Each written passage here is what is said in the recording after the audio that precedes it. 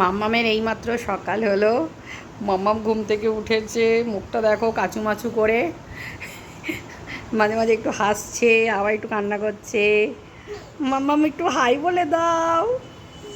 উরি বাবা রে, একটু বলবে না, হাই বলবে না? মিমিদের, আঙ্কেল আন্টিদের একটু হাই বলে দাও বুটু মাম্মা। মাম্মা, উরি বাবালে, উরি বাবালে। এটা একটা মর্নিং হাসি। এই হাসিটাই মানে আমার সারাটা সকাল বলতে পারো ভালো করে দেয়। আচ্ছা, এই দেখো আরেকজন ঘুম থেকে উঠে খেলা স্টার্ট করে দিয়েছে, এদিক ওদিক প্যারাম নিয়ে ঘুরে বেড়াচ্ছে। উড়ি বাবারে, উড়ি বাবারে, উড়ি বাবারে। এদিকে এদিকে এদিকে এদিকে এদিকে এদিকে দেখো পুটু। উড়ি বাবারে, উড়ি বাবারে, উড়ি বাবারে। দেখেছো বাইক চালানোর স্পিডটা শুধু দেখো তোমরা।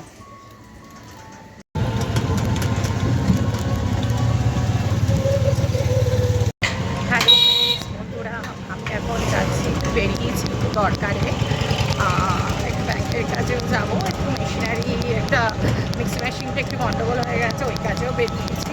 তো বেরিয়ে এসে দুপুরে লাঞ্চের সময় তোমাদের সাথে আবার দেখা হচ্ছে। তো চলো, অনেকদিন বাদে বৃষ্টির পর এখন একটু ওয়েদারটা হয়তো আস্তে আস্তে চেঞ্জ হচ্ছে। দেখো বন্ধুরা, রাস্তাটা দেখেও ভালো লাগছে, সারাক্ষণ বৃষ্টি আর ভালো লাগছে না, বেশ ভালোই লাগছে এখন।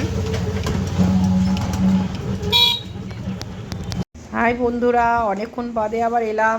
দেখো সবার খাওয়া দাওয়া হয়ে গেছে, মাম্মা খাওয়া হয়ে গেছে, সোনারও খাওয়া হয়ে গেছে। দেখেছো মাম্মা এখন খেলছে, এই দেখো। আর আমারও ডিনার আজকে হয়ে গেছে, বাট ডিনার আজকে তুলতে পারিনি, কারণ বেরিয়েছিলাম তো, সেই কারণেই দই শশা খাই খাওয়ার পর, তো সেটাই এখন খাচ্ছি। তোমাদেরও নিশ্চয়ই খাওয়া হয়ে গেছে। তো এই আর কি, সোনা দেখো ব্লগে আসতে লজ্জা পায় সবসময়, তো ওই আর কি এসছে, ইয়ে করছে, ওরা দুজনে এখন খেলছে। তো এই আর কি, তো তোমরাও খেয়ে নাও চটজলদি, অলমোস্ট 2:15 বাজে। শুভ সন্ধ্যা বন্ধুরা। তোমাদেরকে বলছিলাম যে না, একদিন ফার্স্ট ব্লগে যে একদিন তোমাদেরকে আমি হোমমেড সেরেলাক কী করে বানাই সেটা তোমাদের দেখাবো। তো দেখো বন্ধুরা, ওয়েদার যেহেতু এরকম, রোদ তো ওঠেনি, খুব একটা ওঠেইনি বললে চলে। তো প্রথমে আমি কি করেছি, এখানে সমস্ত রকম ড্রাই ফ্রুটস আছে, কাজু বাদাম বা আখরোট, তারপরে কিশমিশ, আর হচ্ছে গিয়ে ছোলার ডাল, ঠিক আছে? দেখতেই পাচ্ছ, এটাকে আমি ধুয়ে রেখেছি। ধুয়ে যেহেতু রোদ ছিল না, ফ্যানের তলায় ভালো করে এগুলো শুকিয়ে নিয়েছি, দেখতেই পাচ্ছ।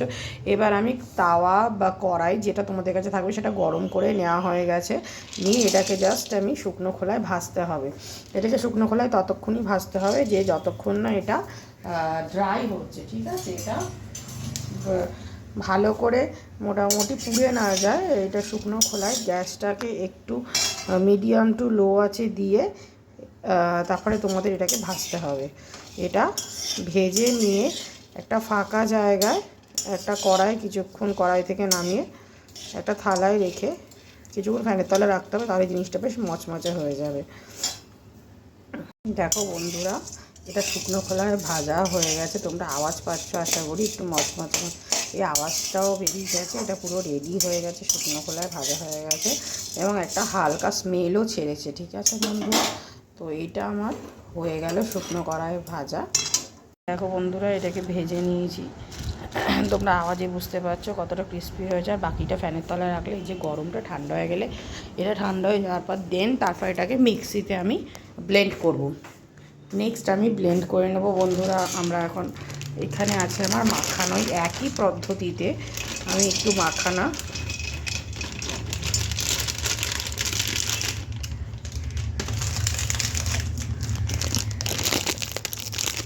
একটু তেল,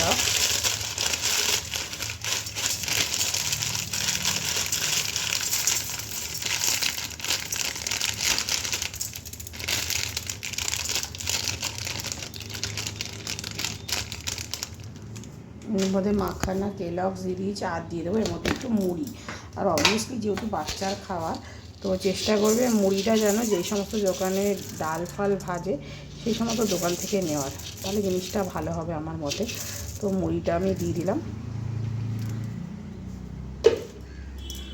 তো মুড়িটা দেওয়া হয়ে গেলে এটাকে একই পদ্ধতিতে শুকনো খোলায় ভেজে নিতে হবে। ভেজে নিয়ে তারপর এটাকে ঠান্ডা করে নিতে হবে।